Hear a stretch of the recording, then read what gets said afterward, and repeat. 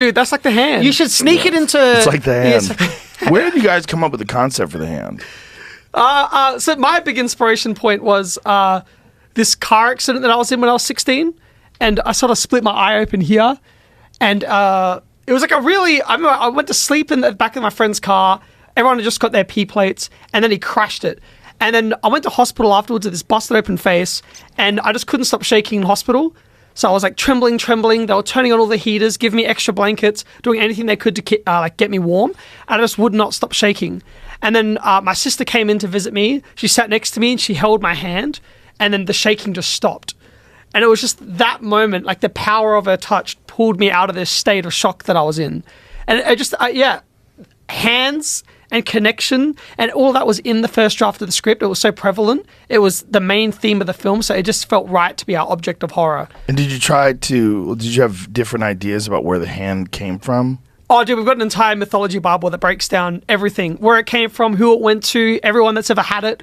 We've broken down everything. Every spirit that connected with each kid, why they were drawn to each of those kids, what emotions were they connecting to. So we've blocked all that out. But once there was supposed to be a draft delivered, and then the script's exactly the same. It's like, yeah, but the pitch Bible, the mythology Bible is different, guys. They're like, we're meant to have a draft of the script on. I was like, yes, but this mythology Bible. It was just so much fun. That's never going to be on screen. Why are you like? Because it's fun to explore and have just little hints at the history of it. Yeah. So I think for the sequel, we can explore that a little bit more. But even with the sequel, we're writing 2 versions of the sequel right now. One that's continuing on with the characters from the first film, and then another sequel idea, which is a whole bunch of different characters in a different country. I don't want to spoiler alert, but I love the end of it. Oh, fuck yeah.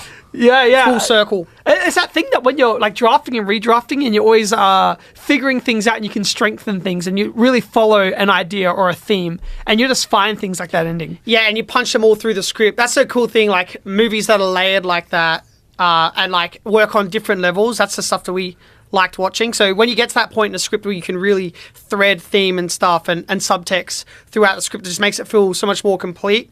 Normally when we write, our poor co-writer, we'll just write like 50, 60 pages of scenes, moments, characters, things like that, interactions, and we're not thinking of, this is, the midpoint, this is the characters, this point in the story, that like a film structure. It's just like a world and characters and things like that, and then like a basic kind of outline, and then our poor co-writer's like, okay, I've got to try and fit this into like film structure now, and like this means this, and like kind of navigate the mess that we just give him. And always try and attribute different things with...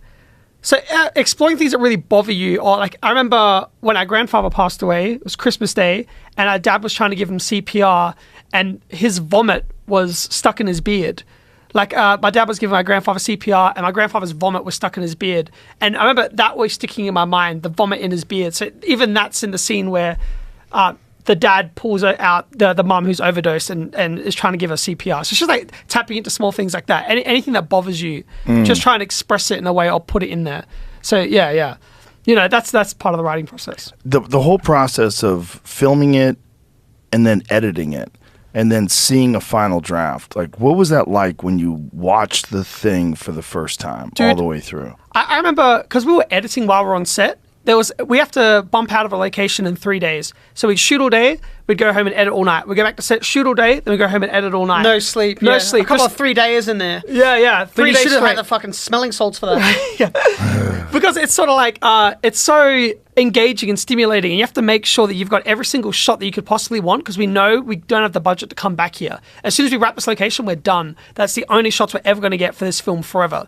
So that was like a thing. And I remember when I edited together some of the sequences, that first possession, I just started crying.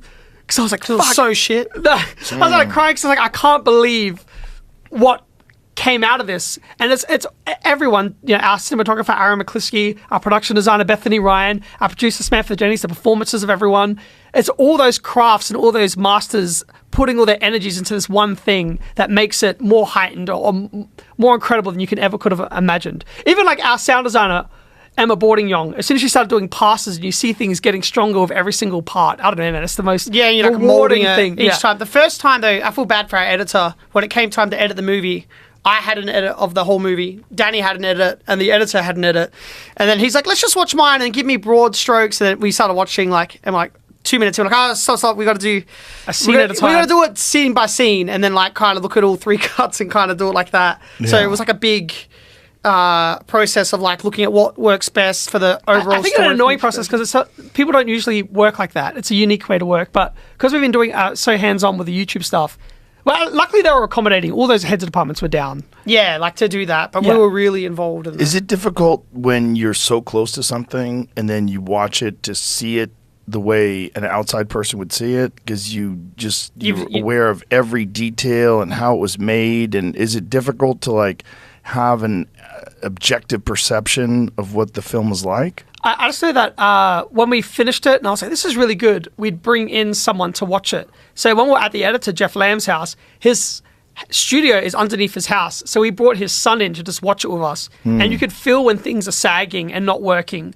And you need that outsider's perspective when you're not attached to it. So, Right. yeah. And you can kind of see it in the body language that they're kind of like, hey, this is getting fucking boring now or something like that. You can just feel the energy of the room. Another thing you can do is separating yourself from it, taking a bit of a break from it and coming back to it's a good thing as well. That's good for writing too. Or also having like a group, films do it a lot. We only did it once where we had like a bunch of different people come in from like all different age ranges and like, you know, we had real old person, like uncles, a teacher, younger like teenagers, and they all come and watch the movie and then like ask, did it all make sense? Is there stuff that felt like it didn't make sense, didn't click with you? Is there parts that sags or got boring? And you kind of get different input. And if a lot of people are saying the same thing, then you kind of go, you know, oh, maybe there's something here. Maybe that isn't clicking right now. Yeah. So, But every time we put it together, I was more like, it just turned out so much better than you could have imagined. So like that, I can't imagine the opposite experience when you're like turning it together and it ends up being really bad. Like, it's a nightmare. Well, there was there was a difficult process with the music. Was really difficult. That was the most stressful thing. Why is that? The movie. I think this is more your fault than anyone's fault. Yeah. Because What? Michael's very specific. Michael's so specific with music that he edited to a really specific temp score. And so I listened to like hundreds of songs and then like put a temp score together and gave it to the composer and said, amazing composer. But I was like, this is exactly the vibe of the film. Like, and this is music that we can use or we can license as we need. And then he's like, I'll stick close to the temp. And there was no communication after that until a week before or 2 weeks before the score was supposed to be delivered. And I went and saw him and it was... he had recorded the whole soundtrack, but it was very different from our, version. And it was just a different movie. And then we had to like go, oh fuck, like we have to kind of start again. I feel bad because you recorded all organically.